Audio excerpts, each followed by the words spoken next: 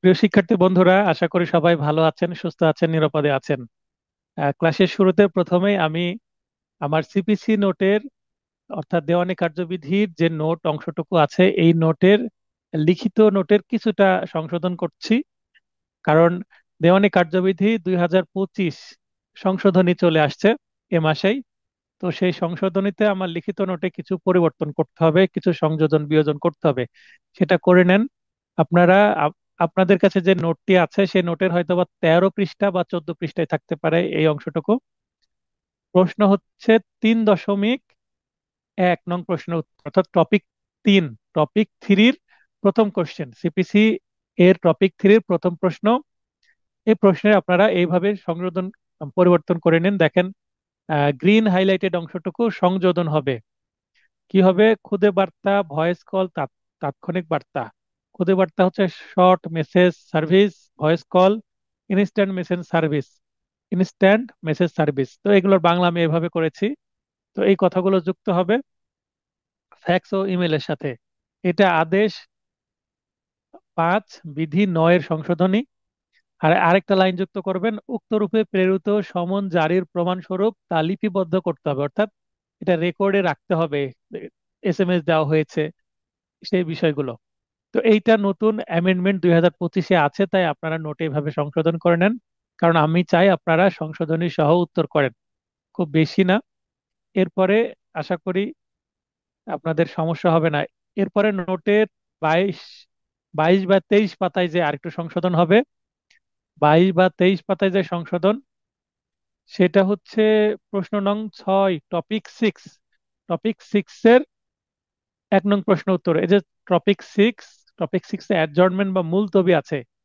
তো অ্যাডজর্নমেন্ট বা মুলতবির এখানে চূড়ান্ত শুনানির পর্যায়ে বা চূড়ান্ত শুনানির আগে যে টাইম পিটিশন দেওয়া যায় বা সময় পাওয়া যায়, তো এই সময়টা আমরা আগে কি জানতাম? দেখেন এখানে গ্রিন হাইলাইট করেছি।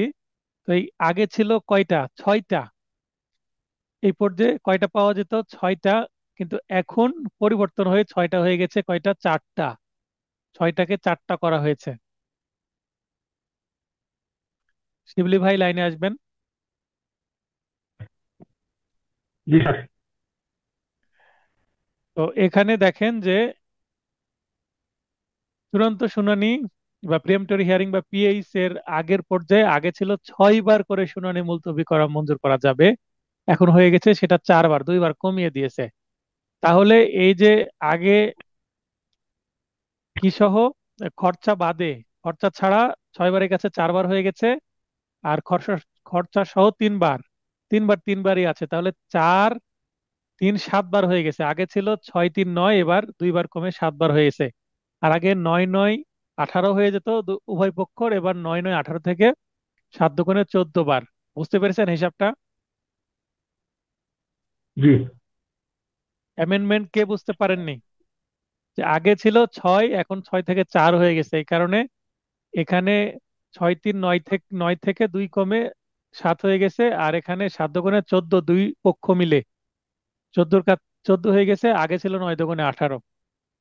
এটা ঠিক একইভাবে আরেকটা প্রশ্ন, অর্থাৎ দ্বিতীয় প্রশ্ন, একই সেম অংশ আছে, সেখানেও একইভাবে সংশোধনী করে নিন আপনারা, আপনাদের নোটে সংশোধনী করে নিন। এখানে 17 যে আদেশ, 17 আদেশের 1 রুল, মানে অর্ডার 17 রুল 1-এর সাব রুল 3-তে আছে, অর্থাৎ আদেশ 17 বিধি 3, বিধি 1-এর উপবিধি 3-এ আছে এটা। এরপরে আমরা আরেকটা 32 বা 33 নম্বর পেজে যাব, আরেকটা সংশোধনী। এটা লাস্ট সংশোধনী হবে। 32 বা 33 নম্বর পেজে আরেকটা সংশোধনী আছে, দেখেন এটা কত নম্বর প্রশ্ন? 10.2, টপিক 10, টপিক 10, প্রশ্ন নং 2। 10.2-এ কি প্রশ্ন ছিল? আপিল আদালতের ক্ষমতা ও কার্যাবলী আলোচনা করুন। এখানেও একটু সংশোধনী আমাদের লাগছে 25 সালে।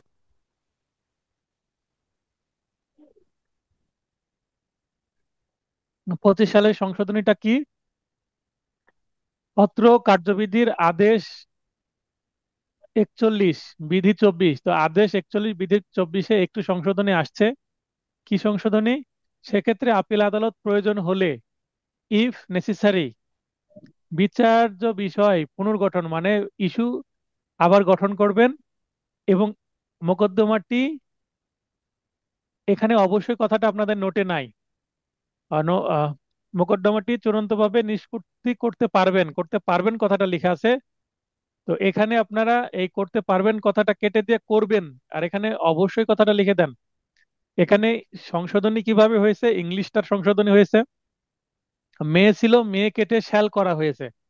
মানে আগে তিনি করতে পারতেন, মানে ডিসক্রিশনারি পাওয়ার ছিল, করলেও হতো না করলে হতো, কিন্তু এখানে আদালতকে ফোর্স করা হচ্ছে তিনি অবশ্যই করতে পারবেন। তার মানে ওখানে শ্যাল যুক্ত করা হয়েছে, শ্যালের কারণে, মেয়ে থেকে শ্যাল করার কারণে অবশ্যই চূড়ান্তভাবে নিষ্পত্তি করবেন।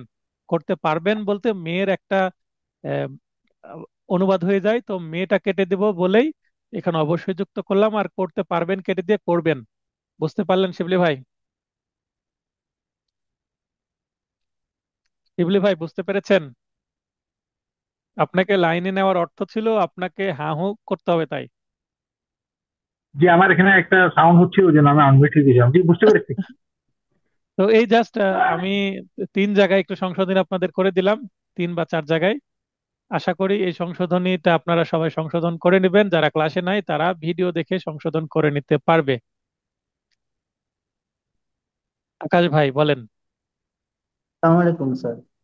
ওয়ালাইকুম আসসালাম। স্যার ওই যে চূড়ান্ত শুনানি পর্যায়ে মামলা, স্যার ওই যে 61 জায়গা 200টি আর 70টি, মানে 70টির নিচে নামলে ওইখানে 140 আর কি সংশোধনীতে আছে। হুম হুম। তো দুইটা সে বিষয় তো ইনক্লুড করেন নাই। আরেকটা বিষয় হচ্ছে স্যার ওই যে এখন থেকে স্যার মামলাতেও হলফনামা দিতে হবে, এই জিনিসটাও সংশোধনীতে আছে আমি যেটা খেয়াল করছি। হ্যাঁ আছে, সেটা আমার আলোচ্য বিষয় নয়। আমার না স্যার, নোটের যে মামলা অংশে দরকার সে অংশে নিলাম। ড্রাফটিং এ স্যার।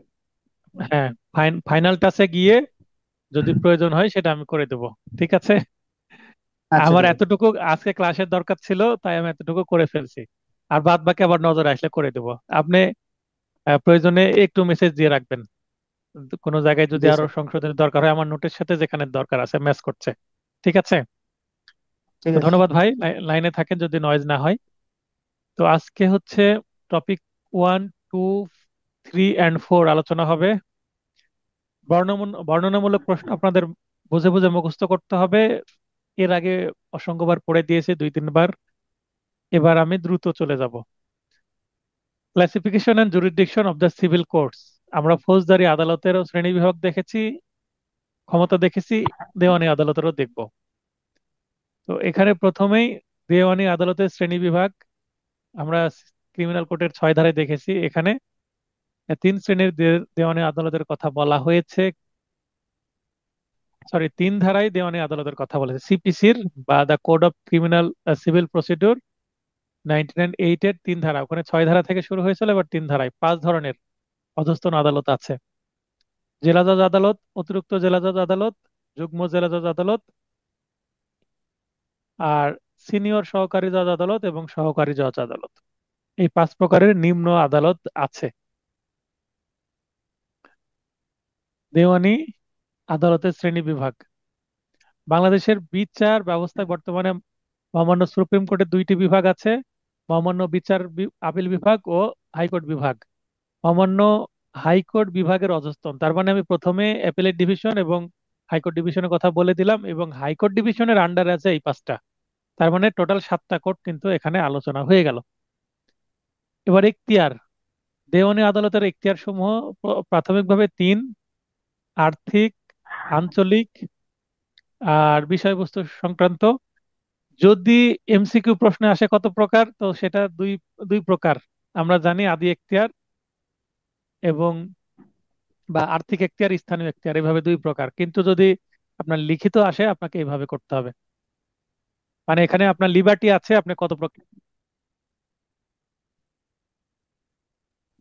দুঃখিত, কথা বেশি বলার কারণে আপনার গলা শুকিয়ে যাচ্ছে।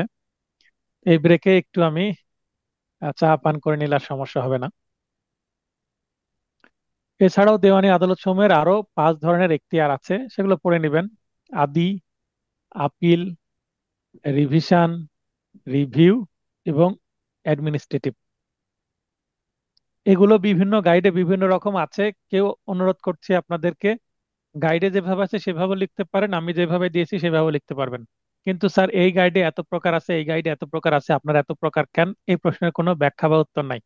আমার মনে হয়েছে আমি এভাবে সাজিয়েছি, বাজারের গাইডগুলো এক একটা এক এক রকম ভাবে সাজিয়েছে। আপনার যদি এটা সঠিক মনে হয় এটা লিখবেন, আপনি রিসার্চ করতে চাইলে আপনি করতে পারেন। এখানে বর্ণনা করা হয়েছে, বর্ণনা একটু দেখে নেবেন।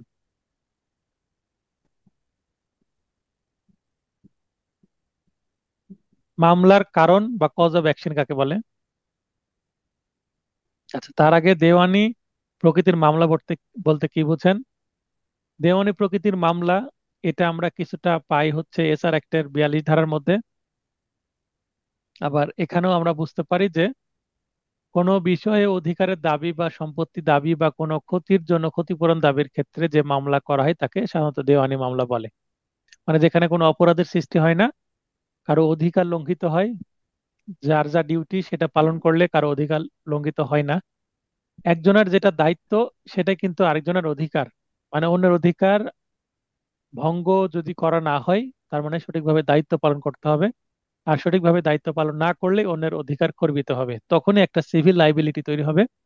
তখন সিভিল ন্যাচারের মামলার কজ অফ অ্যাকশন সৃষ্টি হবে, মানে মামলা করার কারণ সৃষ্টি হবে। পড়ে নেবেন, বুঝতে না পারলে মেসেজ করবেন, আমি বুঝিয়ে দেব।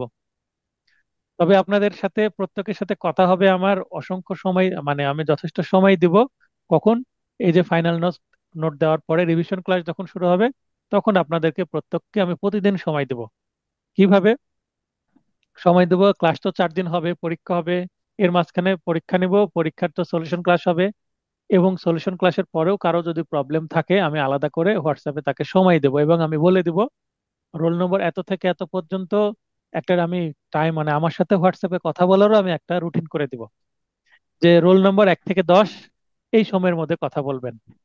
তখন আমি এইভাবে একটা ছোট ছোট করে হয়তো বা আমি হোয়াটসঅ্যাপে অডিও কলে কথা বলে আমি বুঝিয়ে দেবো তাদেরকে। একজন একজন করে 10 জনকে সময় দিলাম। যে প্রথমে আমার সাথে যোগাযোগ করবে তার সাথে আমি প্রথমে কথা বলবো, তারপরে কথা বলবো, এইভাবে সিস্টেম করে দেবো। বা লাইনে যে আছে তার সাথে কথা বলবো এইভাবে। তার মানে কি হবে, আপনাদের ক্লাসে যে প্রবলেম হবে সেগুলো আমার পার্সোনাল সাপোর্টে, 1 বাই 1 সাপোর্টে আপনার হেল্পটা হয়ে যাবে। কারণ এটা আমার প্রথমে 15 দিন যদি আমি কষ্ট করি, 15 তারিখের মধ্যে সলভ হয়ে যাবে আপনাদের প্রবলেম। তারপরে 15 তারিখের পরে মডেল টেস্ট শুরু হবে। মডেল টেস্ট পরীক্ষা দিতে যে আপনাদের টাইম ম্যানেজমেন্টটা আসলে বুঝতে হবে। কারণ আমি পরীক্ষা নিয়ে তো আপনাদেরকে লিখার বিষয়গুলো বুঝিয়ে দিচ্ছি, তখন টাইম ম্যানেজমেন্ট। আচ্ছা, 4 ঘন্টার যে পরীক্ষা তখন নিব, 4 ঘন্টার পরীক্ষাগুলো দিনে নেওয়ার চেষ্টা করব, শুক্রবারে বিকেলে। যদি আপনারা রাজি থাকেন তাহলে সন্ধ্যার মধ্যে পরীক্ষা হয়ে যাবে, সেটা আমরা দেখা যাবে, কারণ 4 ঘন্টার পরীক্ষা তো রাতে নেওয়া সম্ভব না। মামলার কারণ বা কজ অফ অ্যাকশনটা কি? যে ঘটনার পরিপ্রেক্ষিতে মামলা দায়ের করার অধিকার উদ্ভব হয় তাকে মামলা করার কারণ বলা হয়। বাদ বাকি পড়ে নিলে বুঝতে পারবেন। দেওয়ানি মামলার ধাপসমূহ লিখুন। দেওয়ানি মামলার ধাপসমূহ: মামলা দায়ের, সমন ফেরত, জবাব দাখিল, আপস মীমাংসা অথবা আপস মীমাংসা না হলে বিচার্য বিষয় গঠন, শুনানি তারিখ আহ, নির্ধারণ, প্রাথমিক শুনানি, চূড়ান্ত শুনানি, যুক্তিতর্ক, রায় ও ডিক্রি। এখানে সামান্য আমি পরিবর্তন করেছি, দেখেন, 2-1 পয়েন্ট যুক্ত করেছি, আরো ক্ল্যারিফাই করেছি। পুরাতন যাদের নোটে হয়তোবা 7টা পয়েন্ট আছে, এখানে 2টা পয়েন্ট বৃদ্ধি করা হয়েছে, আপনারা সেভাবে একটু ঠিক করে নেবেন। যারা আমার স্টুডেন্ট তারাও ঠিক করে নেন, এবং যারা আমার ইউটিউব ভিডিও দেখছেন আর যারা আগে নোট নিয়েছেন, 2022 মানে 22 থেকে তো নোট দিচ্ছি, 23-এর নোটের সাথে এটাই নোটের অনেক অমিল থাকবে। কারণ অনেক টপিক বাদ দেওয়া হয়েছে এই নোটে এবং অনেক নতুন টপিক যুক্ত করা হয়েছে। কারণ 23 সালে পরীক্ষা হয়ে যাওয়ার পরে নতুন করে 24 সালে নোট আসছে। 24 এবং 25 সালের নোটের মধ্যে অনেক মিল আছে টপিকগত, কিন্তু প্রবলেমেটিক প্রশ্নগুলোর যে উপস্থাপনের ধরন সেগুলো অনেকটাই পরিবর্তন করে দিয়েছি।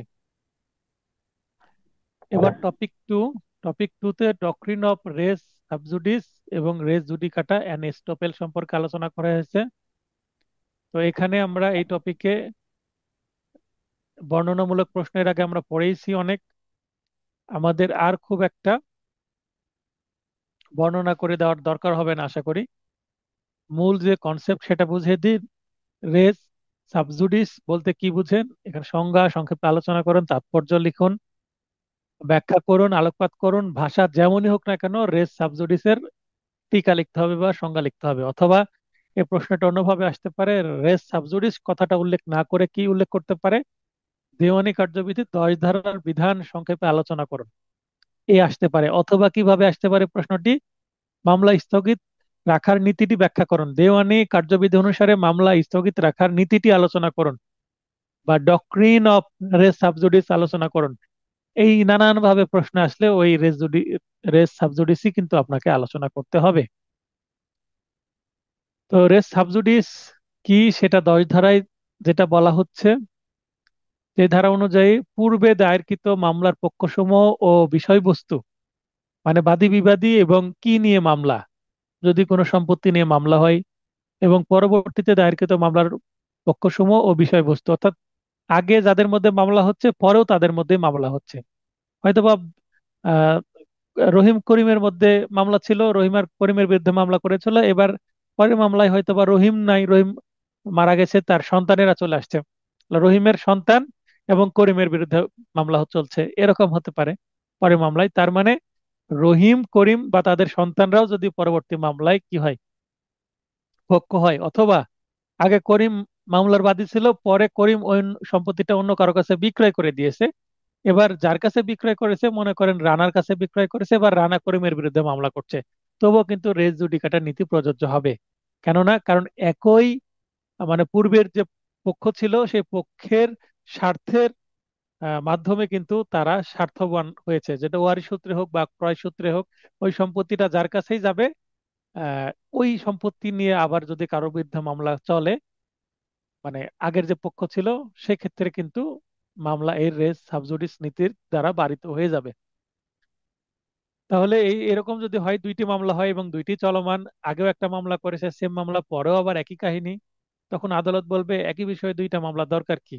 আমরা একটু আগে দেখলাম যে জিআর মামলা হয়েছে আবার সিআর মামলা হয়েছে, তো জিআর মামলা সিআর মামলারও পদ্ধতি আমরা দেখলাম ঠিক একই রকমের। যদি বলতে চাই একটা মামলা হয়েছে পরে আবার আরেকটা মামলা করছে, তো আদালত পরবর্তী মামলার বিচার করবে না, অর্থাৎ সেটা স্থগিত করে দিবেন। রেস সাবজুডিস এর ক্ষেত্রে দুইটি মামলার মধ্যে কোনটি দাখিলের তারিখের দিক থেকে আগে, সে বিষয়টি খুবই গুরুত্বপূর্ণ। অর্থাৎ কোনটা আগে দায়ের করা হয়েছে সেটা, মনে করেন একটা মামলা করা হয়েছে, একটা মামলা যদি অগ্রগতি হয়ে যায় বেশি, মানে আগে যেটা করা হয়েছে সেটা হয়তো সমন পর্যায়ে আছে, পরে যেটা করা হলো সেটা হয়তো বা সমন জারি হয়ে লিখিত জবাবও দিয়ে দিয়েছে, যদি এরকমও হয় তবুও কিন্তু পরের মামলাটা স্থগিত করা হবে, আগের মামলাটা না। অর্থাৎ তারিখ দেখা হবে, ফাইলিং এর তারিখ, কবে মামলাটা দায়ের করা হয়েছে। যদি প্রথমে বুঝতে না পারে যে এই বিষয়ে মামলা ছিল, পরে যদি আদালত বুঝতে পারে, কার মাধ্যমে বুঝতে পারবে, কোনো পক্ষ যদি বলে বা আদালত যদি উপলব্ধি করে, সেই ক্ষেত্রে কিন্তু পরে মামলাটি স্থগিত হবে। এটাই হচ্ছে 10 ধারা বা রেস সাবজুডিসের বিধান। এখানে দেখেন কেস ল আছে, এই প্রশ্নের উত্তরে অবশ্যই কেস ল দিতে হবে। কেস ল একাধিক এখানে দেওয়া আছে, এবং দেখেন খুব ছোট ছোট কেস ল দেওয়া আছে। তো এই কেস ল গুলোর মধ্যে অন্তত দুইটি কেস ল দেওয়ার চেষ্টা করবেন, কারণ ধারার মধ্যে আপনার যেহেতু ভালো উত্তর নাই, সঠিকভাবে নাই, বেশি আলোচনা নাই, তো যদি বেশি নম্বরের প্রশ্ন আসে আপনি তো কেস ল দিতে বাধ্য, না দিলে নম্বর ভালো আসবে না। যেখানে ধারার মধ্যে যথেষ্ট উত্তর থাকে, যথেষ্ট লিখা পাওয়া যায়, সেখানে কেস ল না দিলেও চলবে। আমি নিজে কোনো উত্তরে কেস ল দিইনি, আমার বার কাউন্সিলের লিখিত পরীক্ষা আমি নিজে একটাও কেস ল ইউজ করিনি। কিছু কেস ল পড়ে গেছি, ওই যে প্রশ্নের জন্য কেস ল পড়ে গেছি 10-12টা, সেই প্রশ্নগুলো কমনই আসেনি, আনকমন প্রশ্ন লিখে পাশ করে এসেছি, কারণ খুব একটা কমনই পাইনি আমরা। উপরোক্ত আলোচনার আলোকে বোঝা যায় যে একই বিচার্য বিষয় নিয়ে একই পক্ষদের মধ্যে একই আদালত বা সম এখতিয়ার সম্পন্ন আদালত থেকে পরস্পর বিরোধী আদেশ বা ডিক্রি হওয়ার মতো অবস্থা পরিহার করার নীতিকে রেজ সাবজুডিস বলে। অর্থাৎ দুইটি মামলায় যদি বলে একটাতে বাদী ডিক্রি পেল, পরেরটাতে বাদী হেরে গেল, এরকম যদি হয় তাহলে এটা কেমন সৃষ্টি হলো। আপিলে গিয়ে তখন আরো ঝামেলা হবে না? কারণ একই পক্ষদ্বয়ের মধ্যে মামলা, একটাতে বাদীর পক্ষে রায় আসলো, পরেরটাতে বিবাদীর পক্ষে রায় আসলো, তাহলে ঝামেলা সৃষ্টি হতে পারে বলে এটা করা হয়।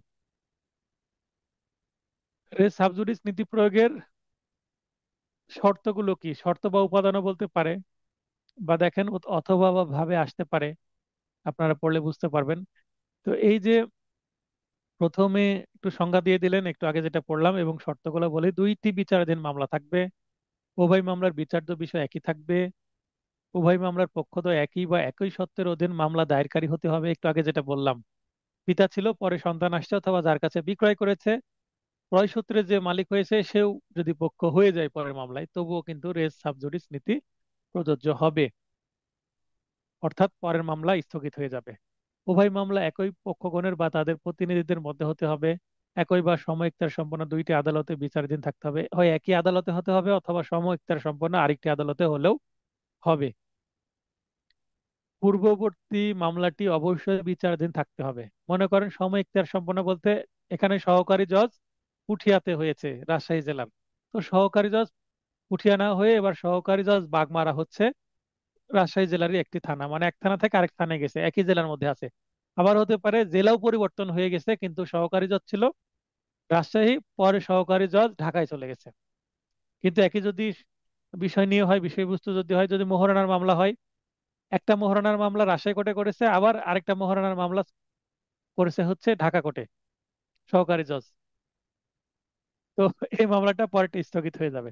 ভিন্ন, মানে এখানে সম এখতিয়ার সম্পন্ন দুইটি আদালত, একই জেলার হতে হবে তা নয়, ভিন্ন জেলার হলেও হবে। পূর্ববর্তী মামলাটির উপস্থিতি আবশ্যক, মানে আগের মামলাটি চলমান আছে, মামলাগুলো অবশ্যই দেওয়ানি প্রকৃতির হতে হবে। একটা সিভিল একটা ক্রিমিনাল করলে হবে না, একটা সম্পত্তি নিয়ে সিভিল ক্রিমিনাল উভয় হয় না, সেটা হলে হবে না। এবার রেস জুডিকাটা দোবারা দোষ নীতি। তো এটা 11 ধারায় আছে। 11 ধারায় কি বলা হচ্ছে, যে আগের মামলাটা যেটা হয়েছিল সেটা নিষ্পত্তি হয়ে গেছে। সাবজুডিসে আগের মামলাও চলবে, পরের মামলাও চলবে, কিন্তু এখানে আগের মামলাটা কি হবে, নিষ্পত্তি হয়ে যাবে, হয় খালাস হবে, না হলে আপনার দণ্ডিত হবে।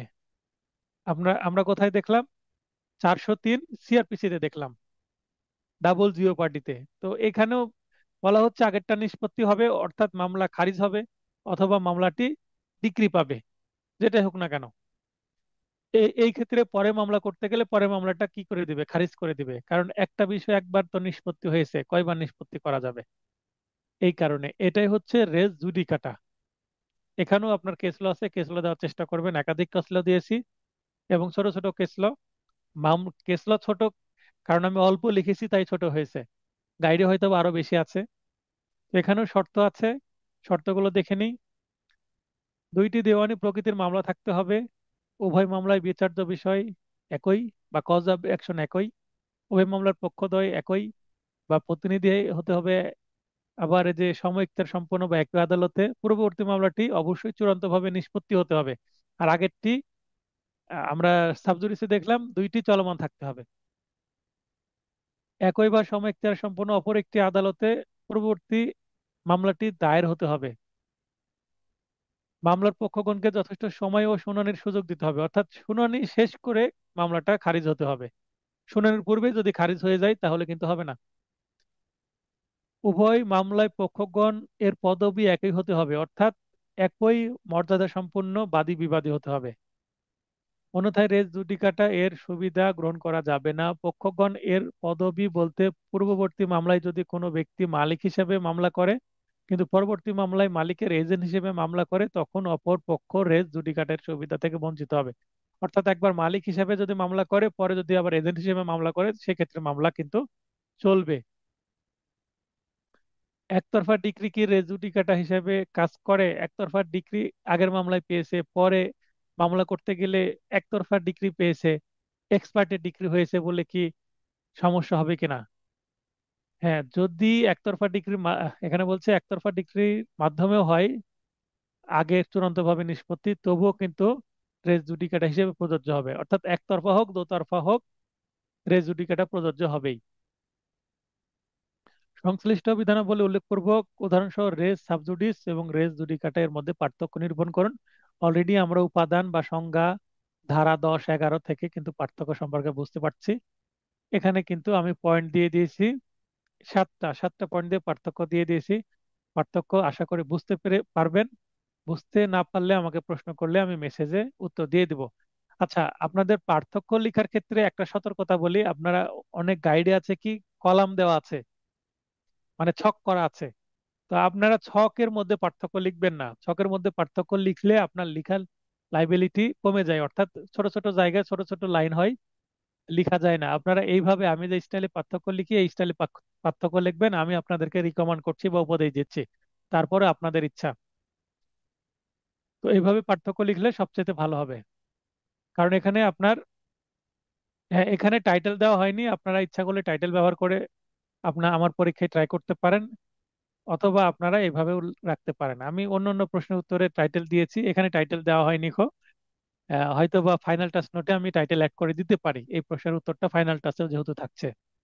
কারণ সকল আহ পার্থক্যমূলক প্রশ্ন আপনারা এক জায়গায় পেয়ে যাবেন।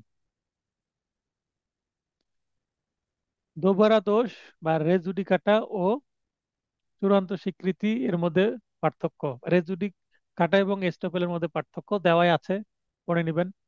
এখানে কিন্তু টাইটেল দেওয়া হয়েছে, 7টা পয়েন্ট আছে। 5 নম্বরের জন্য 7টা পয়েন্ট কিন্তু খুবই আদর্শ। আপনারা 7টা না লিখতে পারেন অন্তত 6টা লিখবেন।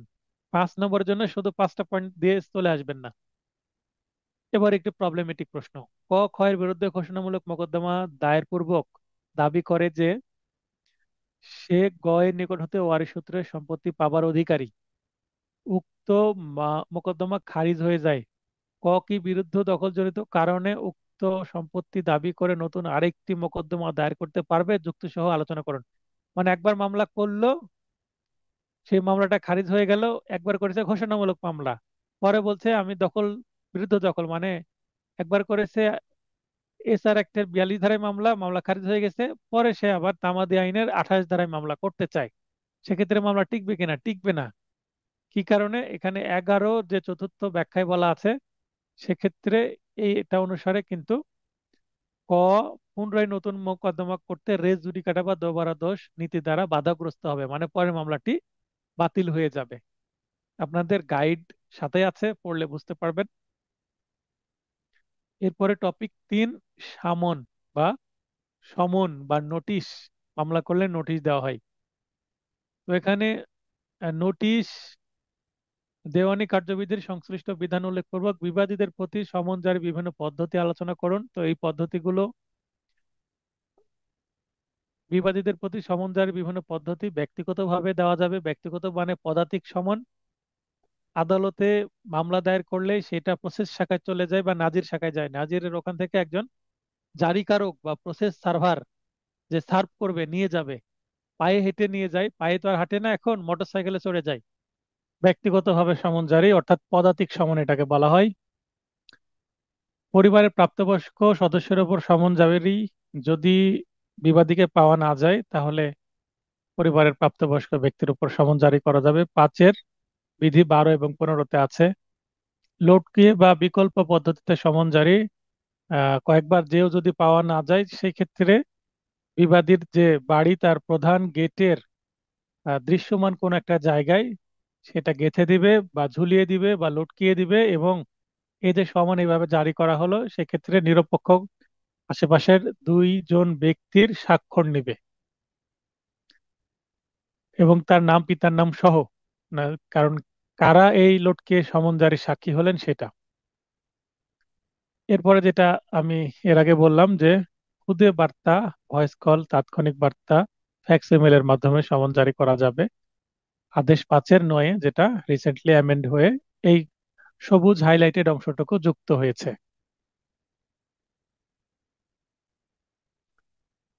এরপরে বিকল্প পদ্ধতিতে সমন জারির ফলাফল কি? বিকল্প পদ্ধতিতে সমন জারি করলেও ব্যক্তিগত সমন জারির মতোই কি কার্যকর হবে। সেটা আবার একটা কেস ল আছে এই বিষয়ে, কেস লটা দিয়ে দিবেন, তাহলে এই প্রশ্নের উত্তরটা স্ট্রং হবে। সমনের পরিবর্তে কখন পত্রের মাধ্যমে সমন জারি করা যায় বা বিবাদীকে অবগত করা যায়? সেটা পড়ে নেবেন। এরপরে আমরা প্রবলেমেটিক প্রশ্ন পড়ব। ঢাকার একটি আদালত ক এর দখলে থাকা একটি দলিল উপস্থাপনের জন্য তার প্রতি সমন প্রদান করেন, কিন্তু ক সমন মোতাবেক আদালতে উক্ত আদেশ পালনে ব্যর্থ হন। মানে আদালতের সমন যদি অমান্য করা হয় তাহলে ধারা 32 এটা বলা আছে সমন অমান্যর দণ্ড কি। আদালত ক কে উক্ত দলিল উপস্থাপনে বাধ্য করতে কোনো পদক্ষেপ নিতে পারে কিনা, দেওয়ানি কার্যবিধি সংশ্লিষ্ট বিধান উল্লেখপূর্বক উত্তর দিন। একই প্রশ্ন এখানে অথবা আকারে আছে, এখানে ক ব্যবহার করা নাই। মামলার বিষয়বস্তু সম্পর্কিত কোনো দলিল উপস্থাপনের জন্য বিবাদীর আবেদনের প্রেক্ষিতে আদালত উক্ত দলিলটি নির্দিষ্ট সময়ের মধ্যে দাখিল করার জন্য বাদীকে নির্দেশ প্রদান করে, কিন্তু বাদী আদালতের নির্দেশ পালনে ব্যর্থ হয়। এমন ব্যর্থতার পরিণাম বা ফলাফল কি হতে পারে। একই প্রশ্ন উপরে ক উল্লেখ করা হয়েছে আর নিচে বলা হয়েছে বাদী। কোথায় আছে এটা? সিপিসির ধারা 32 এবং আদেশ 16 বিধি 10-এ। কি কি করা যাবে? হুলিয়া জারি করা যাবে তার বিরুদ্ধে, গ্রেপ্তার গ্রেপ্তারের জন্য ওয়ারেন্ট ইস্যু করা যাবে অর্থাৎ ডাব্লিউ ইস্যু, সম্পত্তি ক্রয় ও বিক্রয়ের আদেশ দেওয়া যাবে, নিলামে বিক্রয় করা, জরিমানা দাখিলের আদেশ দেওয়া যাবে, দেওয়ানি কারাগারে আটকের আদেশ দেওয়া যাবে। এগুলো বলা হয়েছে। এরপরে আজকের সর্বশেষ টপিক, টপিক 4, সেট অফ, পারস্পরিক দায়শোধ, দাবি সমন্বয় বা ওজে বাদ। এই এই যে শেষে একটা শব্দ বলছি ওজে বাদ, এটাও কিন্তু একটা শব্দ। এটা আমি আগে জানতাম না, পরে নোট তৈরি করতে গিয়ে এক জায়গায় দেখেছি যে সেট অফের আরেকটা নাম হচ্ছে ওজে বাদ।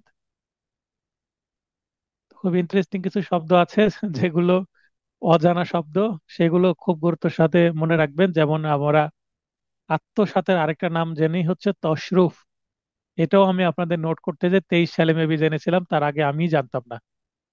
তো এটা এমন একটা পেশা, আপনাদের পড়তে হবে, পড়ে গবেষণা করে করে সব সময় অ্যাক্টিভ থাকতে হবে। কোন আদালতে কি রায় দিল, লিডিং কোশ্চেন মানে লিডিং যে কেস ল, সেগুলো দেখতে হবে, পড়তে হবে।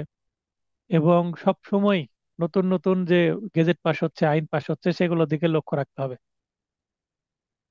সেট অফ বলতে কি বুঝেন? সেট অফ, সেট অফ হলো কোনো দাবির বিরুদ্ধে উত্থাপিত আরেকটি দাবি। ক এসে বলছে যে আমি 1 লক্ষ টাকা পাই। উদাহরণটা পড়ি তাহলে বুঝতে পারবেন। রহিম করিমের বিরুদ্ধে 1 লক্ষ টাকা পাবে মর্মে টাকা আদায়ের একটি মামলা করে, একটি মানি শুট করে। এবার করিম বলছে রহিমের কাছে আমি 50 হাজার টাকা পাই। তাহলে একজন বলছে আমি 1 লাখ টাকা তার কাছে পাই, লিখিত জবাবে উল্টো সে দাবি করছে যে আমিও তার কাছে 50 হাজার পাই, আমাকে 50 হাজার দিয়ে দিলে তাহলে আমি তার 1 লাখ টাকা শোধ করব। অথবা সে যদি 50 হাজার টাকা মাইনাস করে 1 লক্ষ টাকার থেকে অর্ধেক টাকা বাদ দিয়ে আর বাকি অর্ধেক যদি নিতে চাই, তাহলে আমার বাকি টাকা দিতে আপত্তি নাই। এটা হচ্ছে সেট অফ, দাবি উত্থাপন করা। সেক্ষেত্রে আদালত কি করবেন? দাবি সমন্বয় দিবেন। যদি উভয় পক্ষ মেনে নেয় তাহলে রহিম এই 50 হাজার টাকা মাইনাস করার পরে বাকি টাকাটা কি করিমের কাছ থেকে পাবে। এভাবে সেট অফ হলে কিন্তু দ্রুত মামলা নিষ্পত্তি হয়। সেট অফের শর্তসমূহ কি হবে? 8 নং আদেশের 6 নং বিধি অনুযায়ী সেট অফ বা দাবি সমন্বয়ের কথা বলা হয়েছে। এখানে শর্ত দেওয়া হয়েছে যে মানি শুটের মামলা হতে হবে, অর্থাৎ টাকা আদায়ের, তাহলে হিসাবটা সহজ হবে। সম্পত্তি যদি হয়, সম্পত্তির বাজার মূল্য এক, মামলায় তাইদাদ লেখে আর এক, বাজার মূল্য থেকে কম লেখে যেন কোর্ট ফি কম দেওয়া হয়। অর্থাৎ সম্পত্তির ক্ষেত্রে সেট অফ খুব একটা কাজ করে না, টাকা আদায়ের মামলাতে কিন্তু সেট অফ ভালো কাজ করে। বাদীর নিকট থেকে বিবাদী প্রাপ্য বাবদ যে টাকা সেট অফের মাধ্যমে দাবি করা হয়েছে তা অবশ্যই নির্ধারিত হতে হবে। অর্থাৎ একটা ফিক্সড টাকা, আমিও টাকা পাই, কত টাকা পাই আর বলছে না, কত টাকা পাই সেটা লিখিত জবাবে উল্লেখ করতে হবে যে এত টাকা পাই। আর বাদী তো অবশ্যই কত টাকা পাই সেটা উল্লেখ করে আর্জিতে মামলা দায়ের করেছে। তাহলে বিবাদীও তার লিখিত জবাবে উল্লেখ করবে কত টাকা পাই, আমিও টাকা পাই তার কাছে, এই কথা বললে হবে না। আমিও তার কাছে এত লক্ষ বা এত টাকা পাই, টাকার পরিমাণটা নির্দিষ্ট করে দিবে। বাদীর নিকট থেকে বিবাদী প্রাপ্য টাকা আইনত আদায়যোগ্য হতে হবে, মানে টাকাটা বৈধ কাজে হতে হবে, অবৈধ কাজের টাকা হলে আবার হবে না। বিবাদীর প্রাপ্য টাকা আদায়ের আর্থিক এখতিয়ারের সীমার মধ্যে থাকতে হবে। মনে করেন মামলা করেছে 25 লক্ষ টাকার, তাহলে সিনিয়র সহকারী জজ হবে। কারণ বিবাদী এসে বলছে তার কাছে আমি 30 লক্ষ টাকা পাই, চালাক বিবাদী বেশি টাকা পাবে তার কাছ থেকে, সে এখানে বিবাদী মামলা করবে আগে বাদী হিসাবে, কিন্তু তা না করে বাদী পাবে 25 লক্ষ টাকা আর বিবাদী পাবে টাকা, তার মানে বিবাদী এখানে বাদী হলে ভালো হতো। মানে উল্টো হয়ে গেছে ঘটনাটা। এই ক্ষেত্রে মামলাটার এই আদালতে বিচার্য হবে না। কেন হবে না? কারণ সিনিয়র সহকারী জজ 25 লক্ষ টাকার উপরের মামলা কি করতে পারে না, এন্টারটেন করতে পারে না বা বিচার করতে পারে না। ট্রায়াল করার আরো একটা ইংলিশ হচ্ছে এন্টারটেন। এন্টারটেন মানে বিনোদন বলা বোঝা যায়, আমরা জানি, কিন্তু এন্টারটেন বলতেও কিন্তু মামলা পরিচালনা করাকেও বোঝা হয়। মানে এখানে বিচারক মামলা আর এন্টারটেন করতে পারবেন, এর অর্থ বিচার করতে পারবেন। তো সিনিয়র জজ সহকারী জজ বিচার করতে পারবেন না, মামলার চলে যাবে বদলি হয়ে যুগ্ম জেলা জজে। কারণ যুগ্ম জেলা জজের 25 লক্ষ প্লাস এখতিয়ার, যেহেতু বিবাদী 30 লক্ষ টাকা বলেছে, তাই এই মামলার এখতিয়ার হয়ে গেছে 30 লক্ষ টাকা, আর 25 লক্ষ টাকার মধ্যে সীমাবদ্ধ নেই। এই পয়েন্টটা কে বুঝেননি লাইনে আসেন। বিবাদী প্রাপ্য টাকা আদালতের আর্থিক এখতিয়ারের সীমার মধ্যে থাকতে হবে। 25 লক্ষ টাকা থেকে পার হয়ে এক্সিড হয়ে অতিরিক্ত হয়ে 30 লক্ষ টাকা হয়ে গেছে, মানে সিনিয়র সহকারী জজ আর এটার বিচারই করতে পারবে না। অর্থাৎ এখানে মামলার তাইদাদ বাজেটের যেটা উল্লেখ করেছিল 25 লক্ষ টাকা, সেটা এক্সিড করেছে। হ্যাঁ, আকাশ ভাই বলেন। স্যার, এখানে কাউন্টার ক্লেমের ব্যাপারটা কি আসবে? এই কাউন্টার যে ক্লেমই বাদী তো। বাদী দাবি করলো যে সে 50,000 টাকা পাবে, আমি কি দাবি করলাম যে আমি তার কাছে 1 লক্ষ টাকা পাবো, মানে বেশি পাবো, এখানে তো সেট আপের ব্যাপারটা তো স্যার তাহলে আসবে না। হ্যাঁ, সেটআপের ব্যাপার আসবে, বেশি টাকা দাবি করলেও সেটআপের ব্যাপার আসবে, এবং এই কারণে এই পয়েন্টটা আসছে। তাহলে স্যার কাউন্টার ক্লেমের ব্যাপারটা কখন আসবে? কাউন্টার ক্লেম মানেই সেটআপ। যখন যখন কাউন্টার ক্লেম করবে তখন আদালত সেটা সমন্বয় করে দিবে, সেটাই সেটআপ। মানে বাদী যেটা দাবি করছে সেটাকে বলে কাউন্টার ক্লেম, আর আদালত যেটা করে দিল সেটা হচ্ছে কি, মানে বাদী বলে এত টাকা পায়, এটা হচ্ছে কাউন্টার ক্লেম।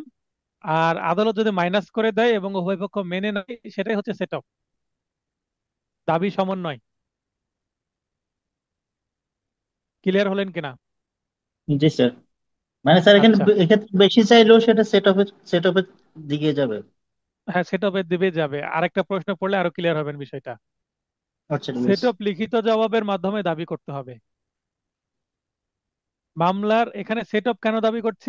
ইওর অনার, আমিও তার কাছ থেকে এত টাকা পাই, মানে কাউন্টার ক্লেম করলাম, কাউন্টার ক্লেম করার পরে আমি বলছি এটা সমন্বয় করে দেন, তার মানে আলটিমেটলি সেটআপই তো চাচ্ছি। মামলার প্রথম শুনানির সময় সেটআপের দাবি উত্থাপন করতে হবে, অর্থাৎ লিখিত জবাব যখন দাখিল করলাম, লিখিত জবাব গ্রহণযোগ্যতা শুনানি হয়, ওই সময় এই দাবিটা করতে হবে। মানে আদালতকে এখানে তুলে ধরতে হবে বিষয়টা। তাহলে আর কি করা হবে না, মামলার যে এডিআর বা অন্য কোনো কিছু এই স্টেপে যাওয়ার আগে মামলাটা কি হয়ে যেতে পারে, সেটআপ হয়ে যেতে পারে। যদি না আদালত কর্তৃক পরে সেটআপের দাবি উত্থাপন করার অনুমতি দেওয়া হয়, পরে করা যাবে, যদি আদালত মেনে নেয় তাহলে সেটা চলবে, না হলে না। সেটআপের ওজোর কখন তোলা যায়? একটু আগে আমরা দেখলাম যে লিখিত জবাব দিয়ে। এখানে লিগ্যাল সেটআপ ইকুইটেবল সেটআপের মধ্যে পার্থক্য দেওয়া হয়েছে, পার্থক্যটা পড়ে নেবেন। এরপরে আকাশ ভাই আশা করি লাইনে আছেন, আপনার বিষয়টা আবার ক্লিয়ার হবে। বাদীর মামলার দাবির গুণাগুণ বিচারে সেটআপ এর আইনগত মূল্য কতটুকু, দেওয়ানি কার্যবিধির বিধান উল্লেখপূর্বক আলোচনা করুন উদাহরণ সহ। উদাহরণটা আগে পড়বো, উদাহরণ দিই না নাকি এখানে? আচ্ছা। বাদীর মামলার দাবির গুণাগুণ বিচারে সেটআপের আইনগত মূল্য। বাদীর মামলার গুণাগুণ বলতে বোঝায় মামলা পরিচালনা করতে গিয়ে বাদীর পদক্ষেপ ও মামলার অবস্থান। অর্থাৎ নিয়মিত হাজিরা প্রদান, যথাযথ তদবির গ্রহণ সহ মামলাটি অগ্রসর হবার জন্য প্রয়োজনীয় সকল পদক্ষেপ গ্রহণ করা। বাদী সেটা গ্রহণ করেছে কিনা সেটা বিবেচ্য বিষয় এখানে। কিন্তু যে ক্ষেত্রে বাদী নিয়মিত হাজিরা প্রদান করে না বা যথাযথ তদবির প্রদান সহ মামলাটি অগ্রসর হবার জন্য প্রয়োজনীয় সকল পদক্ষেপ তথা যথাসময়ে গ্রহণ করতে ব্যর্থ হয়, ফলে তার ব্যর্থতার কারণে মামলাটি খারিজ হয়, বা যে ক্ষেত্রে বাদী তার মামলা প্রত্যাহার করে নেয়, মানে মামলা খারিজ হয়ে যাচ্ছে বাদীর, অথবা মামলা নিজেই বাদী প্রত্যাহার করে নিচ্ছে, এরকম যদি হয়, বা বাদী মামলার বিচারকালে তার প্রার্থিত দাবি প্রমাণ করতে ব্যর্থ হয় এবং তার মামলা তার বিরুদ্ধে ডিক্রি হয়, মানে মামলা বাদী করলো, করে দেখা যাচ্ছে সে মামলা কি করতে পারছে না, প্রমাণ করতে পারছে না, অথবা সে ঠিকভাবে হাজিরা না দেওয়ায় মামলা খারিজ হয়ে যাচ্ছে, বা তদবির না নেওয়ায় মামলা খারিজ হয়ে যাচ্ছে, বা মামলায় হয়তো বা প্রত্যাহার করে নিচ্ছে। তো কখন প্রত্যাহার করে নেবে? এই যে একটু আগে, যদি বাদী পায় হচ্ছে 1 লক্ষ টাকা, বিবাদী এসে বললো তার কাছে আমি 2 লক্ষ টাকা পাই, সেক্ষেত্রে বিবাদী তো টাকা বেশি পেয়ে যাবে। এই ভয়ে বাদী যদি মনে করে যে আমি মামলা চালাবো না, হাজিরা দিচ্ছে না ঠিকভাবে, মামলা খারিজ হয়ে গেল, বা মামলা সে নিজে থেকে প্রত্যাহার করে নিতে চাইলো, এরকম যদি সে করতে চায়, তখন মামলা আদালত খারিজও করবে না, মামলা প্রত্যাহারও করবে না, বলবে এই মামলাতে আপনাকে বিবাদী যে টাকা অতিরিক্ত দাবি করছে সেটা বিবাদী যদি প্রমাণ করতে পারে, সিভিল মামলায় তো উভয়কেই কি দিতে হয়, সাক্ষ্য দিতে হয়। তো বিবাদী যদি প্রমাণ করতে পারে এই মামলায়, তাহলে কিন্তু এই মামলা কিন্তু বিবাদী ডিক্রি পাবে। আর যদি এখানে বাদী যদি মামলায় হাজিরই না হয়, মনে করেন সে প্রত্যাহার করলো, প্রত্যাহার নামঞ্জুর হলো, সেই ক্ষেত্রে সে মামলায় যদি আর কি না করে, কন্টেস্ট না করে, সে হাজিরা দিচ্ছে না, উপস্থিত হচ্ছে না, তাহলে বিবাদী তো থাকছে মামলায়। তখন এই মামলায় বিবাদীকে বাদী ঘোষণা করা হবে, মামলাটা উল্টে যাবে, বিবাদী হয়ে যাবে বাদী, এবং এইভাবেই উক্ত বিবাদী এই মামলায় ডিক্রি পাবে, এবং এইভাবেই তার কি হবে, সেট অফ হয়ে যাবে। মহিউদ্দিন ভাই মহিউদ্দিন ভাইকে লাইনে নিয়ে নিলে আপনার ইকো হয়ে যাচ্ছে। আকাশ ভাই বুঝতে পেরেছেন কিনা? জি স্যার, বুঝতে পারছি। এরকম হয় বাস্তবে, আমার একটা মামলাতে এরকম হয়েছে যে বাদী উপস্থিত হচ্ছে না দীর্ঘদিন, বাদীটা আমারই, সে উপস্থিতই হয় না, তার মামলা চালানোর ইন্টারেস্ট নাই, আমি বারবার ফোন দিয়ে পরে ফোনও আর ধরে না, পরপর 3 ডেটে আমি তাকে 6 মাস মামলা টানলাম বিনা ফিয়ে, পরে আর সে আসেই না, তখন মামলায় বাদী হয়ে গেছে, এখানে বাদী মামলা থেকে আউট হয়ে গেছে, মামলা একতরফা হয়ে গেছে, কিন্তু বিবাদী হয়ে গেছে বাদী, এই ধরনেরও বিধান আছে। তো সেটপের ক্ষেত্রে এরকম হতে পারে, উপরোক্ত বাদীর মামলার সিদ্ধান্ত বাদীর প্রতিকূলে গেলেও, মানে সিদ্ধান্ত বাদীর প্রতিকূলে যাচ্ছে, অর্থাৎ বাদীর মামলার বাদীর গুণাগুণ যেমনই হোক না কেন, বিবাদী কর্তৃক সেটপের দাবিকে প্রভাবিত করবে না। অর্থাৎ বিবাদী সেটপ যে দাবি করছে, সেটা যদি বিবাদী প্রমাণ করতে পারে যে হ্যাঁ আমি তার কাছে 2 লক্ষ টাকা পাই, এটা প্রমাণ করে দিল সাক্ষী প্রমাণ এবং ডকুমেন্টারি এভিডেন্সের মাধ্যমে, এমনকি বিবাদীর অনুকূলে ডিক্রি প্রদান করাও যেতে পারে, অর্থাৎ বিবাদী এখানে ডিক্রি পাবে, বিবাদী তার সেটপের দাবি প্রমাণ করতে সক্ষম হলে, যদি সক্ষম হয় সেক্ষেত্রে। বস্তুত এই যে উদাহরণ এখানে দিয়ে দিয়েছি, বস্তুত বাদীর ব্যর্থতার কারণে বাদীর মামলার দাবির গুণাগুণ বা অবস্থান যাই হোক না কেন, মামলায় বিবাদীর সেটঅপের অধিকারকে বারিত করবে না। ক্ষেত্র বিশেষে বিজ্ঞ আদালত বিবাদীর অনুকূলে, মানে বিবাদীকে ডিক্রি প্রদান করে বিবাদীর দাবি সমন্বয় করে দিবেন। তার মানে যদি ডিক্রি পেয়ে যায় 2 লক্ষ টাকার বিবাদী, সেক্ষেত্রে কিন্তু এই ডিক্রিটা জারির মাধ্যমে বাদীর কাছ থেকে টাকাটা আদায় করতে পারবে। তাহলে এখানে ন্যায় বিচারের স্বার্থে এটা করা হয়েছে। আজকের ক্লাস এতটুকুই, 4টা টপিক শেষ করলাম, বর্ণনামূলক টপিক দ্রুত শেষ করলাম। দ্রুত কিছু পাস করে গেছি, কারো যদি সমস্যা হয় মেসেজ দিয়ে রাখবেন, আমি বুঝিয়ে দেব। তবে আপনি যদি পড়েন, মনোযোগ সহকারে বুঝতে পারবেন। আর এই সংক্রান্ত আগের ভিডিও আছে, আমি আগের যে ব্যাচের ভিডিও সেগুলো পিডিএফ আকারে সকল ভিডিও লিংক দিয়ে দিব।